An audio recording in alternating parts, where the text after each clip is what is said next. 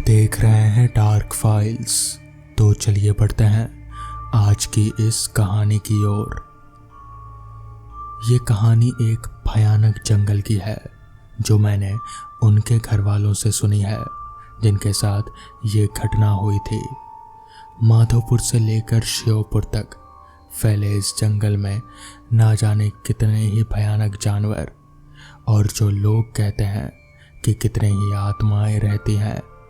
इस बार मैं श्योपुर रक्षाबंधन पर दीदी के यहाँ गया था। वहाँ के लोग उस जंगल के बारे में बताते रहते हैं कि इस जंगल में आत्माएं और भूत प्रेत रहते हैं। तो मुझे तो वैसे भूत प्रेत पर विश्वास नहीं है, पर शायद आप लोगों को हो। तो मैं 15 अगस्त को अपने जीजा जी के कॉलेज गया था। वहाँ के लोग उन्हें आचार्य जी कहते हैं। 15 अगस्त का प्रोग्राम खत्म होते ही हम लोग जाने ही वाले थे कि वहाँ के पड़ोसी ने उन्हें घर पर चाय पीने को बुलाया। तो मैं भी उनके साथ वहाँ चला गया और फिर बातें होने लगी। तब उनमें से एक ने अपने साथ आप बीती कहानी बताई। अभी कुछ दिनों पहले ही मेरे बेटे राजीव के साथ ऐसी घटना घटी है कि आपको क्या बताएं। राजीव के पिताजी ने बताया कि एक दिन उनकी तबीयत खराब हो गई। तब मैंने राजीव को जंगल से बकरियों के लिए चारा लाने के लिए भेज दिया। राजीव वैसे तो कभी कभी जंगल जाता था, पर वो हमेशा काम से जी चुराता था। पर आज उसे मजबूरी में जंगल जाना पड़ा। वो रास्ते में चलता गया और कहीं भी पास में चारा नहीं मिला, क्योंकि पास के सारे पेड़ तो पहले से ही बकरियों के लिए काटे जा चुके थे। वो जंगल के और अंदर चला गया। वो घने जंगल में पहुंच गया जहां पर बहुत पास पास पेड़ खड़े हुए थे। पेड़ इतने घने थे कि आसमान तो नजर ही नहीं आ रहा था। बरसात का टाइम था। अच्छी बरसात हो गई थी तो पूरा जंगल हरा भरा था। पत्थरों पर ऐसे पानी बह रहा था जैसे साफ कोई झरना बह रहा हो। पहाड़ों से नीचे की ओर आता हुआ पत्थरों पर साफ पानी बह रहा था। वहां पर इतनी शीतलता थी कि उसके देखते ही उसकी थकान जैसे दूर ही हो गई। उसने सोचा कि पहले मैं थोड़ा आराम कर लूं, फिर मैं पत्तियां काट कर घर चला जाऊंगा। थोड़ी देर ही हुई थी उसे सोए हुए कि उसने सपना देखा कि वो चारे के चक्कर में बहुत दूर आ गया है और वो रास्ता भूल गया है। अपने सपने में देखा कि उसके सामने कोई खड़ा है। उसकी शक्ल देखते ही उसकी आंखें खुल गई और वो डर गया। अब उसे और ज्यादा डर लगने लगा। उसे काटो तो खून नहीं, चारा तो वो काट रहा था, पर सपने की बात याद करके वो बहुत डरा हुआ था। उधर सूरज भी ढलने को था। उसके हाथ दूर दूर तक किसी की भी आवाज़ सुनाई नहीं दे रही थी। वो जल्दी जल्दी पत्तियां काट ही रहा था कि उसे आपस में किसी के बात करती हुई एक आवाज़ सुनाई दी। उसने सोचा कोई आदमी होगा तो उसी के साथ वो घर चला जाएगा। उसने जल्दी से पत्तियां बांधी और वो आवाज़ जिधर आ रही थी वो उधर ही चल दिया। पास पर उसने ये ध्यान नहीं दिया कि वो आया किधर से है और जा किधर रहा है। वो उल्टा जंगल में और घुसता चला गया। आवाज़ और ज़्यादा साफ सुनाई देने लगी तो वो थोड़ा और आगे बढ़ा तो उसने देखा कि 2 लोग आपस में बातें कर रहे हैं। उनकी सिर्फ पीठ ही उसे नजर आ रहे थे। उसने उनके पास जाकर बोला, क्या आप लोग कोई यहाँ से गांव पहुँचने का छोटा रास्ता जानते हैं? उसके इतना कहते ही वो दोनों आदमी उसके सामने से ऐसे गायब हो गए जैसे कि वहाँ पर कभी कोई था ही नहीं। उसके माथे से पसीना छूटने लगा। उसके पैर थर थर कांपने लगे। वो डर के मारे बेहोश हो गया। जब उसे होश आया तो वो क्या देखता है कि वो सपने वाला आदमी उसके सामने खड़ा है। बड़ी बड़ी लाल आंखें, दांत बाहर निकले हुए, ऊपर से नीचे तक इतना भयानक कि वो डर गया और पागल सा होकर भागने लगा। उसने देखा कि एक भालू उसकी ओर भागता हुआ आया और उसके ऊपर झपट्टा लगा दिया। अब वो नहीं बचने वाला था। उसके तो होश ही उड़ गए कि उसके साथ हो क्या रहा है। उसने किसी तरह एक झटके से भालू को अपने से अलग किया और ऐसा करते ही वो भालू जैसे ही जमीन पर गिरा कि वो आदमी बन गया। उसके गाल पिचके हुए थे, हाथ टेढ़े और पैर उल्टे। ये लंबी दाढ़ी और दांत होंठ काट कर बाहर निकले हुए। राजीव बस उसे देख ही रहा था। उसके होश ठिकाने नहीं थे। वो वहीं पर गिर पड़ा। इधर घर वालों को चिंता हो रही थी कि अंधेरा हो गया और राजीव अभी तक क्यों नहीं आया। उसके बड़े भाई ने कहा, राजीव कहाँ रह गया, अभी तक नहीं आया, रात के 10 बज चुके हैं। अब लोगों को लगने लगा था कि कुछ ना कुछ तो गड़बड़ जरूर है। राजीव अभी तक आया क्यों नहीं। उसके पिताजी ने गांव के काफी लोगों को इकट्ठा किया और जब आधे घंटे बाद भी राजीव घर नहीं पहुंचा तो सब मशालें लेकर निकल पड़े राजीव को ढूंढने। हालांकि सभी गांव वाले डर तो रहे थे, मगर राजीव को ढूंढना भी जरूरी था। उस जंगल में रात में इससे पहले कभी कोई नहीं गया था, पर क्योंकि गांव वाले लगभग 8 से 9 लोग थे और उनके हाथों में मशालें थी जिससे पूरे जंगल में जैसे रोशनी सी फैल रही थी, इसलिए वो लोग थोड़ा कम डर रहे थे। तभी राजीव के पिताजी ने कहा, सुनो, अब हमें अलग अलग होना पड़ेगा। ऐसे अगर ढूंढेंगे तो राजीव को ढूंढने में बहुत समय लग जाएगा। सभी गांव वालों ने एक साथ ही मना कर दिया। सब कह रहे थे कि अगर हम लोग अलग अलग हो गए तो फिर कभी भी इस जंगल से जिंदा बाहर नहीं निकल पाएंगे। मगर राजीव को ढूंढना भी तो जरूरी था। गांव का बहुत ही प्यारा लड़का था राजीव। उसे इस तरह से जंगल में छोड़कर वापस लौट आना किसी का भी मन नहीं था ऐसा करने का। तो मजबूरी में सब लोगों ने 2-2 के जोड़े बनाए और सब लोग एक साथ ही राजीव को ढूंढने निकल पड़े। राजीव के पिताजी अकेले थे। राजीव के पिताजी अकेले ही मशाल लेकर जंगल में आगे बढ़े जा रहे थे। चलते चलते वो जंगल में काफ़ी आगे निकल चुके थे। अभी वो मशाल लेकर आगे बढ़ ही रहे थे कि तभी उन्हें एक आवाज़ सुनाई दी। एक फुसफुसाहट की आवाज़, जैसे उनके कान में कोई कुछ बड़बड़ा रहा हो।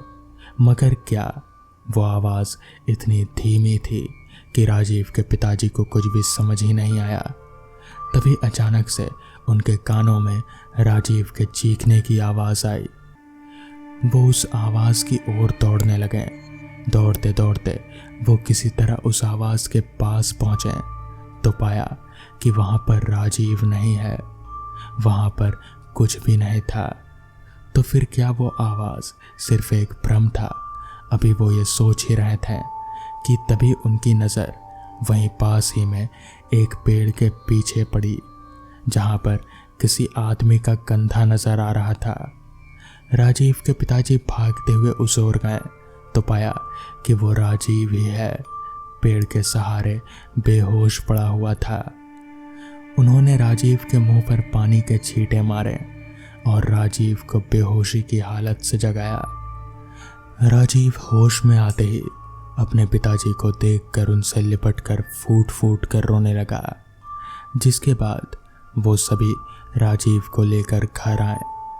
जब राजीव से पूछा गया कि उसके साथ आखिर हुआ क्या था उस जंगल में, तब उसने बताया कि दरअसल वहाँ पर भूतों की एक फौज थी जो राजीव को बार बार परेशान कर रहे थे, मगर उनमें से कोई भी राजीव को छू नहीं पा रहा था। तभी सबने देखा कि राजीव के गले में बजरंगबली का एक लॉकेट था और शायद बजरंगबली की वजह से ही राजीव को कोई छू नहीं पाया था और शायद इसीलिए राजीव की जान बच गई। पूरी कहानी सुनने के बाद मैंने राजीव की ओर नज़र उठाकर देखा तो वो शून्य को निहारे जा रहा था और डर के मारे उसके हाथ जैसे कांप से रहे थे। हालांकि मुझे कहानी पर पूरा विश्वास तो नहीं था, मगर वो लोग जिस तरह से बता रहे थे उससे तो ऐसा ही लग रहा था कि शायद ये कहानी सच ही हो। तो दोस्तों, ये थी आज की पहली कहानी। तो चलिए बढ़ते हैं आज की दूसरी कहानी की ओर। बरसात का मौसम मुझे कुछ खास पसंद नहीं है।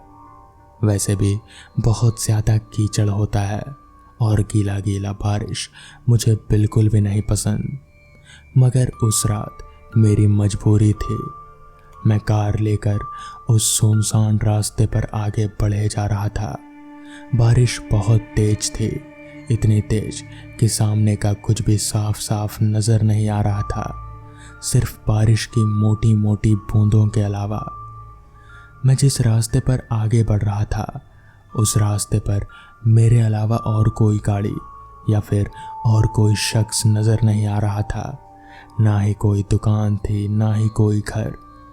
रास्ते के दोनों तरफ सिर्फ घना जंगल। मैं पहले कभी भी ऐसे रास्ते पर नहीं गया था। उस रास्ते पर कुछ तो अजीब सा था। मुझे एक अजीब सी बेचैनी सी महसूस हो रही थी। ऊपर से बारिश और बादल गरजने की आवाज़ बीच बीच में मुझे एकदम से चौंका दे रहे थे। अभी मैं आगे बढ़ ही रहा था कि तभी अचानक मुझे ऐसा महसूस हुआ जैसे कार की छत पर कुछ धड़ाम से आकर गिरा हो। मैंने एकदम से कार रोक दी। मैं सोचने लगा कि इतनी रात गए, अचानक से इस तरह कार के छत से आवाज़ आई कैसे? आखिर क्या ही गिरा होगा छत के ऊपर? पहले तो मैंने सोचा कि मैं गाड़ी को वापस से आगे बढ़ा लूं, मगर फिर पता नहीं मेरे दिमाग में क्या आया। मैं छाता लेकर गाड़ी से बाहर निकला और कार की छत की तरफ देखा तो वहाँ कुछ भी नहीं था, कुछ भी नहीं। मगर कार की छत थोड़ी सी चपटी सी हो गई थी। मुझे समझ नहीं आया कि आखिर ऐसा कैसे हो सकता है। अगर छत पर कुछ गिरा ही नहीं तो फिर कार का रूफ इस तरीके से चपटा कैसे हो गया? खैर, मुझे वहाँ कुछ अच्छा नहीं लगा तो मैं जल्दी से कार में बैठ गया, छाता बंद किया और वापस से गाड़ी लेकर आगे बढ़ने लगा। अभी मैं गाड़ी लेकर आगे बढ़ ही रहा था कि तभी मुझे कुछ अजीब सी आवाज़ें आने लगी। मैंने उन आवाज़ों को गौर से सुना तो ऐसा लग रहा था जैसे कि कोई फुसफुसा रहा हो।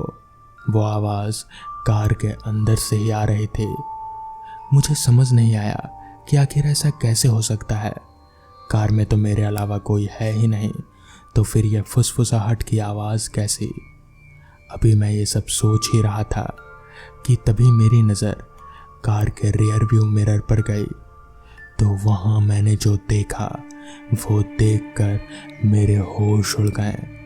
मैंने देखा कि एक शख्स मेरी कार की पिछली सीट पर बैठा हुआ था। उसका चेहरा बहुत ही ज़्यादा डरावना था।